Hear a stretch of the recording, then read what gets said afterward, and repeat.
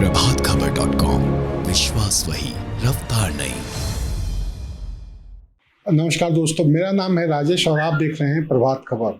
हमारे साथ हैं जहानाबाद के पूर्व सांसद अरुण कुमार जी। भूमिहार के सबसे बड़े नेताओं में से एक हैं और इनका भूमिहार ही नहीं दूसरे जातियों में भी उतना ही प्रभाव है जितना अपने समाज में है। लेकिन आज हम इनसे चर्चा करेंगे भूमिहार समाज जो कि कभी लालू के खिलाफ सड़क पर उतरा और कैसे वो बिहार में एनडीए को स्थापित किया, लालू के खिलाफ कैसे सीने पे गोली खाकर एनडीए को स्थापित किया, कैसे अपनी सारी जमीनों को बेचकर पार्टी और संस्था को खड़ा किया। आज उस समाज का क्या हाल है, आज वो समाज कहाँ है और वह समाज जिसने अपने बच्चे की तरह भाजपा को पाल पोस कर बड़ा किया, आज क्यों उससे खफा है।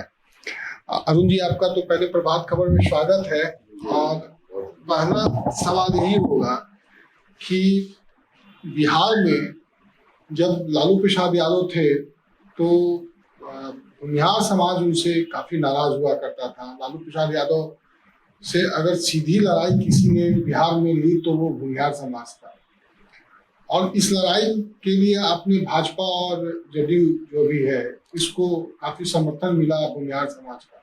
आज ऐसी क्या परिस्थिति हो गई कि भूमिहार समाज बीजेपी और जदयू को छोड़कर राजद को फिर से एक बार अपनाना चाह रहा है, जो कभी उसका धूल विरोधी हुआ करता था। देखिए, इतिहास के पन्ने बदलते रहते हैं। पहली बात तो ये कि जब लालू प्रसाद जी सत्ता में आए थे तो समाजवादी धारा के जो भूमिहार लोग थे वो लालू जी के साथ थे। लेकिन कुछ लोग जो अपनी पकड़ लालू यादव के छाती में प्रवेश कर बनाना चाहते थे, उन लोगों ने भूमिहारों के खिलाफ कान भरने का काम किया। जैसे कपिल देव बाबू थे, तो कपिल देव बाबू को जगह देने के बजाय अपमानित करने की कोशिश की गई। जो एक जननायक कर्पूरी ठाकुर के दाहिने हाथ थे, सचिदा बाबू और कपिल देव बाबू। तो सचिदा बाबू नहीं रहे, कपिल देव बाबू रहे, तो किसी तरह उनको पार लगाया मुलायम सिंह यादव ने। पंडित रामानंद मिश्र, पंडित रामानंद तिवारी, कपिल देव बाबू और एक से एक दिग्गज नेता समाजवादी धारा के लोग थे। तो उस दौरान जब एक चेंज हुआ 77 में, तो उस समय तो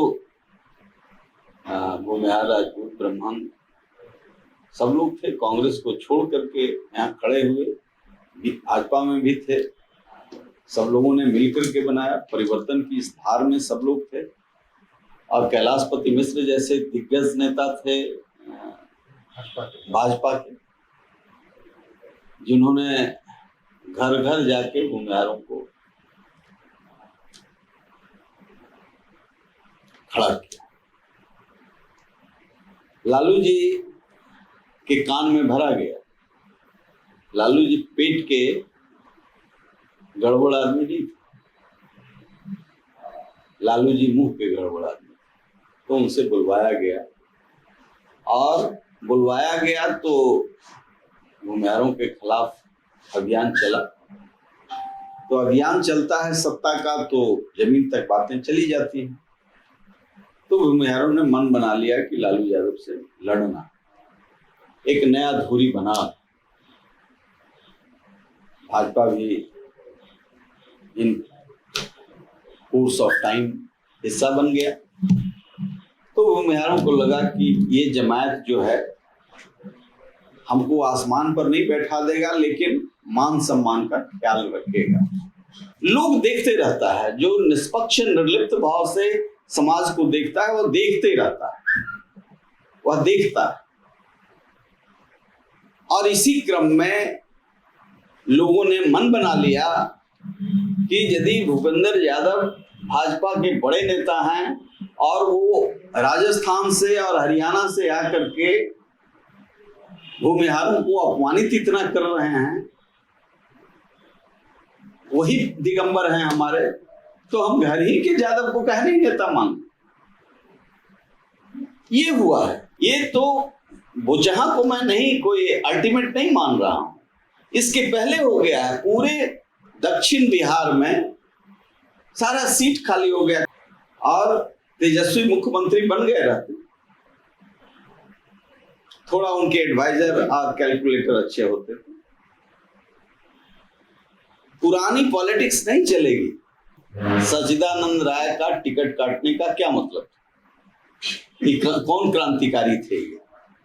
भूपेंद्र जी या जो उनके सलाहकार हैं सुशील मोदी या जो लोग, ये कौन सा भाई जो कमिटेड है, दूसरी पार्टी से छोड़ करके आया है, आपके लिए कमिटेड है और आप ही का टिकट मांग रहा है, वह स्वाभिमानी है, कुछ बात सत्य बोल देते हैं, तो इसलिए इन लोगों के मुंह पर तमाचा लगा, निर्दलीय जीत करके चले आया, भारी वोट से जीत करके चले आए।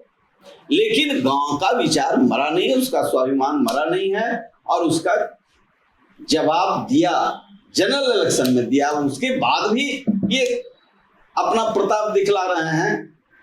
तो भूमिहारों ने तो उसी चुनाव में मन बना लिया था। भूमिहार ही नहीं, ब्राह्मण और मेजॉरिटी राजपूतों ने भी मन बनाया कि लालू यादव से कोई परहेज नहीं है। एक चीज ये बताइए कि वो समाज कैसे भूमिहारों को स्वीकार करेगा या भूमिहार उसे कैसे स्वीकार करेगा जो जिसके समय कालखंड में भूमिहार अपमानित हुआ, या उसे यह भय है कि अगर भूमिहार समाज हमारे साथ आता है तो हम अपमानित हो जाएंगे। क्योंकि बिहार की जो राजनीतिक संरचना है, जो फ्रंट लाइनर है, उसमें भूमिहार और यादव है। तो आप इसको कैसे, क्या प्लस नहीं होगा या फिर या आप कैसे करेंगे? एक म्यान में दो तलवार रह जाएगा। भाई म्यान में घुसने का कोशिश करें तब ना।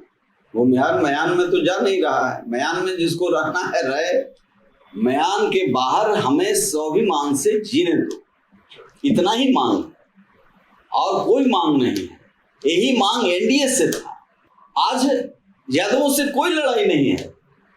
जो बुई बुई करते थे कि ये बुई है, तो भय फट गया कि हम तो जब आप सत्ता में थे तभी हम आपसे लड़ करके जिंदा रहे, हम सरवाइव किए, हम बाहर गए, हम रिक्शा चलाए, ठेला चलाए, अपने बच्चों को पढ़ाए, सिक्योरिटी की नौकरी की, सब आफत को झेला है, जिंदा है। तो इसलिए समान धर्मी जितनी जातियां हैं जो अपमान महसूस कर रही है वो साथ खड़े होंगी। ये अपर कास्ट को जो हांसी पर ला करके अपनी राजनीति सेकना चाहते हैं, इतना सैक्रिफाइसिंग जमात कुछ लोग हैं जिनको ये लोग दिखलाते हैं, लेकिन मास अन्याय के खिलाफ। इसलिए बहुत सारी चीजें हैं जो मैं नहीं बोल सकता हूं, बोलना भी नहीं चाहिए व्यक्तिगत किसी पर, लेकिन मैं ये आपसे कह रहा हूं कि जो सिलसिला चला है ये अरुण कुमार का प्रताप नहीं है। बहुत लोग हमको बोचहा में बुलाए, हम नहीं गए, यहीं से काम हो गया। नहीं, यहां से तो सब लोग जानते हैं कि हम एनडीए के खिलाफ हैं, इसलिए हमारे जितने लोग थे वो जानते थे, वो काम कर रहे थे, लेकिन मैं नहीं गया। मैं जानता था कि परिणाम यही होगा, मुझे पूर्ण विश्वास था, इसलिए कि जनरल इलेक्शन में इससे बढ़िया परिणाम हुआ था। हमारे साथ थे जहानाबाद के पूर्व सांसद अरुण कुमार जी। बताए कि कैसे हमने संघर्ष किया है और क्यों हम फिर एक बार अपनी पॉलिसी बदलकर एक बार अपने मान सम्मान के लिए राजद को भी समर्थन करने को हम तैयार हैं। वो बेचैनी क्या है कि भाजपा को हम छोड़ रहे हैं। दर्द भी है पार्टी को छोड़ने का, पीड़ा भी है, लेकिन अब समाज को बचाने के लिए, समाज हित में ये अब राजे आर्य जी को समर्थन करने को तैयार हो। ऐसी तमाम वीडियो को देखने के लिए आप हमारे साथ जुड़े रहें। नमस्कार। प्रभातखबर.com, विश्वास वही, रफ्तार नहीं।